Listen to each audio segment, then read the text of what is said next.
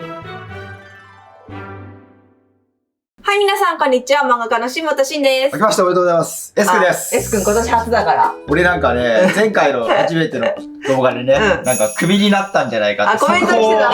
S 君クビになったみたいな。コメント来てた。S 君クビに、2024年 S 君クビになるってコメント来てたから。クビになっていません。出てたってことはね。一応ね。ということで S 君今年初ですけども、今年もじゃあ動画撮っていきたいと思います。で、今日の企画なんですけども、もうこちらです。じゃじゃんと。大量にコピックがあるんだけども、ちょっと2023年の年末に、やり忘れてしまったことがありまして、それを早速年明けなんですけどやっていきたいと思います。コピック大量断捨離。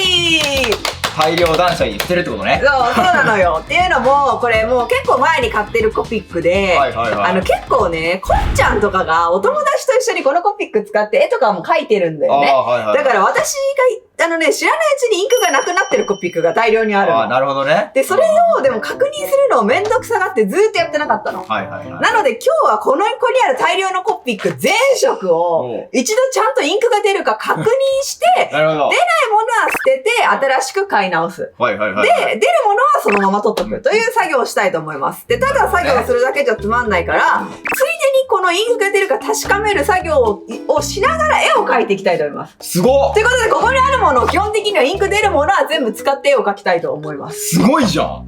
正直まだ何描くか決めてない。どんなものになるかわからない。絵の方はあんま期待せずに。ちょっと俺は期待しちゃったけどね。あとなんかいろいろね、視聴者のお悩みとかも答えれてないのいっぱい来てるし、コメント欄とかでもらってるやつ。じゃあそれ俺係ね。そうですくん、じゃあその係と、あと2024年の目標なんかもトークしながらゆるゆると撮っていきたいと思います。それでは早速やっていきましょう。使うのはこちらコピックペーパー。これコピックの発色がとってもよく出る、コピックから出てる専用ペーパーなので、おすすめです。廃棄これね。廃棄がこっち。で、これが残すこれ。見えないけど、ここが S 君の膝は、すごい大量のコピックで埋まってしまっている。ちなみに確認するのはこっちの筆ブラシの方にするね。じゃあ、ちょっと一回質問を言いながらやってくれ。じゃあ1個目の質問いきますよ。最近はアイビスペイントを使って、背景だけを素材を貼って完成させることが多いのですが、うまく馴染みません。アイビスペイントという無料ツールでも、うまく素材を使って背景をなじませる方法はありますかという質問が来ております。なるほど。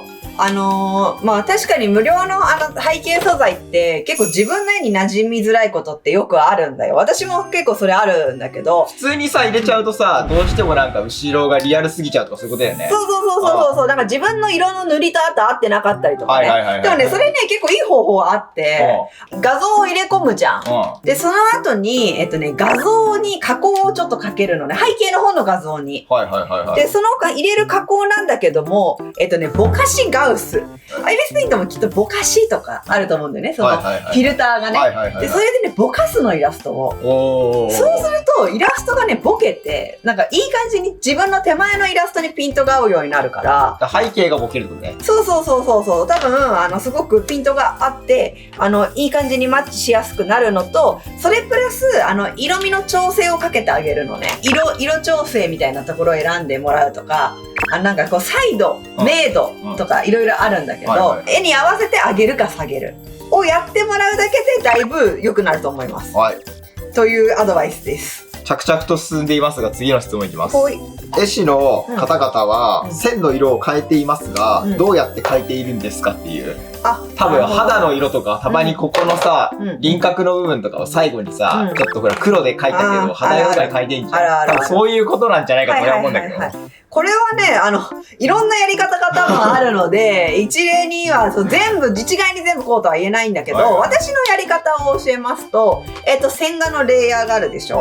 その線画のレイヤーの上にもう一個新しいレイヤーを作ります。で、クリッピングをします。で、クリッピングが何かわかんない方は、ぜひ過去のね、いろいろ描き方動画上げてるので見てほしいんだけども、クリッピングして、その色を変えたい線のところを別の色で塗ったりしてます。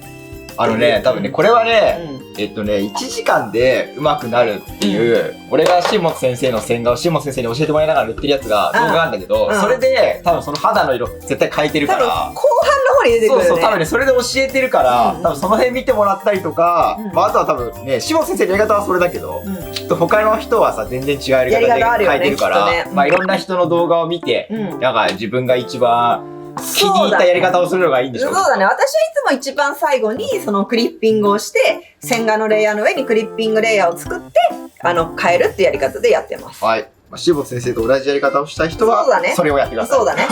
じゃあ次。はいはい。ああ、これはちょうどなんか今、いいじゃん。何コピックで雪を表現するのはどうやったら良いのでしょうか？ああ、はいはいはいはいはい。これはさ、コピックでっていうわけではないんだけども、基本的に雪はアナログで表現する場合は、白じゃなく雪って。まあ、白だね。最終的に白い修正インクとか、白い絵の具みたいなのを用意してもらって、最後に書き足すっていうのがおすすめだ。コピックでコピックのみでやりたいんだったら、コピックはその白ってないから、あっても透明だからそれは。だからそこだけもう事前に決めといて絶対塗らないっていうのが大事です。じゃあもうこの紙の色ってこと？そう、紙の色。だからそこだ雪にするって決めといて、そこだけを塗らないように気をつけながら作画する。で、それが逆に決められない人は、後でやっぱ白い修正液とかを買ってきて抜くっていうやり方がおすすめです。はーい。じゃあ次。おい。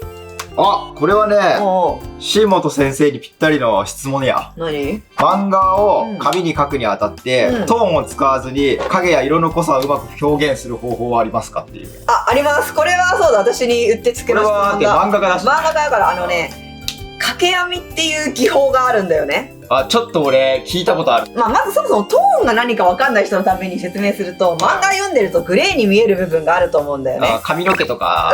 そうそう。例えばそういうグレーになってる部分って、すごくよく目を凝らして見てもらうと、ちっちゃいドットが大量にトントントントントントンってこう打たれてて、もちろんそれは漫画家が手書きしてるんじゃなくて、そういう素材をね、買ってきてるんだよね。スクリーントーンっていうものを。売ってるね、紙ね。売って切って貼ってるんだけど、コストもその分かかるじゃない？そういうのを使わないで作業したい人っていうのはね、掛け編みっていう方法があって、なんて言えばいいかな、細かく引いてくんだ、いろんな角度に向けて。こういうやつね。そう、これ、画像入れます。これ画像入ります。めんどくせえこれ掛け編みの画像入りますから、これね。で、それをさらに 1×2×3× とか言って、掛け編みの重ねる線の濃さを変えて、グラデーションとかも作っていけるんだよね。超結構さ、難易度高いやん。いや、難易度高いよ。すごく難易度は高いんだけども、できると結構アナログのなんかすごいかっこいい原稿みたいにはなる。ということで、なんか大体の今回来てた質問は、今回来てた質問は大体言いました、今。はい、OK です。ちょっと作業を真面目にやっていくか、F 君と今年の話についてトークしていきたいと思います。ちなみになんだけど、多分これ今年の抱負とかね、毎年言ってて、今年はまだ言ってないと思うんだけど、ちなみに去年何言ったか覚えてる？すごい、全然思い出せない。もうさ、1年経つと1年前のことは完全に忘れてて。そうでしょ？いや、多分、チャンネル登録者数70万人って言ったのかな？いや、言ってない？ 3 人で、なんかトークショーかなんかイベントやりたいって言ってたよ。やってねー。やれなかったわー。やれなかった。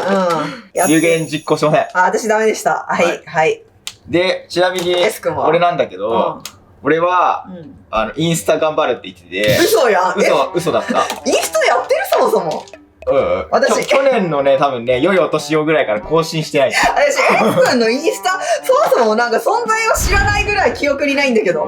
やっててし、なんか新本先生を広めるって話してたんでしょ、俺。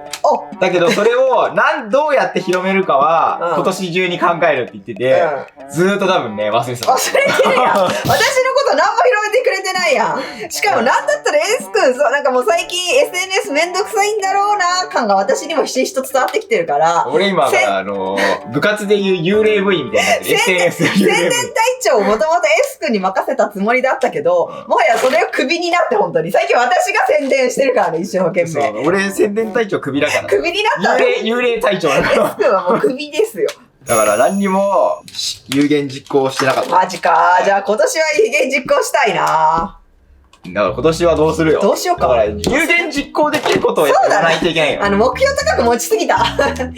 イベントをするっていうのは目標高かったの？いや、そんなつもりなかったけど、やっぱ、いろいろ準備とか必要じゃんイベントするって。でもその準備とかめんどくさがっちゃうじゃん。まあ、下津先生、ちょっと今年、体調不良しちゃって。体調不良悪かったよ。ね、ちょっと精神的にね、ちょっと人となんかこう会うのがさ、苦痛だったからさ、ちょっとそのイベント系はできなかったよね。そう。だからまあ今年はね、体調が良くなってれば、なんかできればいいですけどね。いや、今年はいけんじゃねって思ってんだけどね。でも待って、あと今年は何にしよう。今年何にしよう。何にする？今年初心に戻ることにしようと思って。ああ、なるほど。わかる？すべてにおいて、初心の心を忘れてたんじゃないかと、俺は。無駄に知識だけついちゃったよ。なるほど。書けないのに、知識だけ無駄についちゃったから、初心に戻って、もう一回知識も、もうゼロにして、ちゃんとみんなと一緒に、こう、もう一回絵を勉強しようかなと。はい。まあ、それはいいんじゃない？いいし、なんか、今の作り方だとね、プロの発言だよ。プロの先生が言う発言なんだよね、初心に帰るって。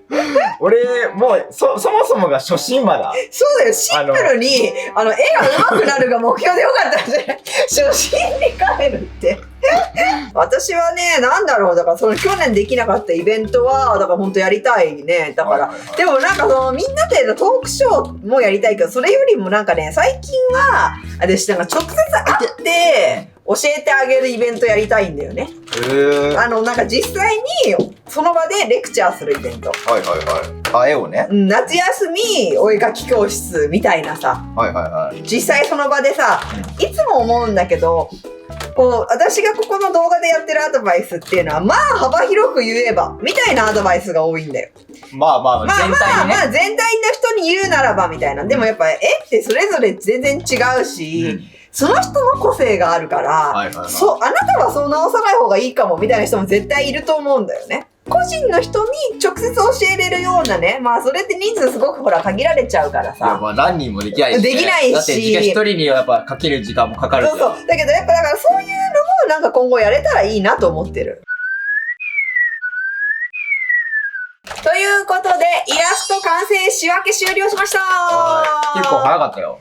ねえ、こんな感じのイラストになって、これよく目を凝らしてもらわなきゃわかんないぐらいの。ちょっと薄いしね、この辺ね。これ、後ろにいるのは大量のクマピオです。気持ち悪い、いっぱいいて。みんなクマピオ覚えてる？去年の始まりぐらいにやった動画で生まれたね、キャラクター。キャラクター総選挙でね。今回言い忘れたけど、クマピオもちょっと活用していきたいよ、今年は。意外とだよ、捨てるのこれだけ。少な！いや、なんか逆に言うと、コピックやっぱね、優秀です。全然インクまだ残ってる。これはコスパがいいね、コピック。コスパがいいということが分かりました。ということで皆さんよろしかったらチャンネル登録と高評価もよろしくお願いします。皆さんも断捨離してみてはどうでしょうか。そうね。新年早々ですけどね。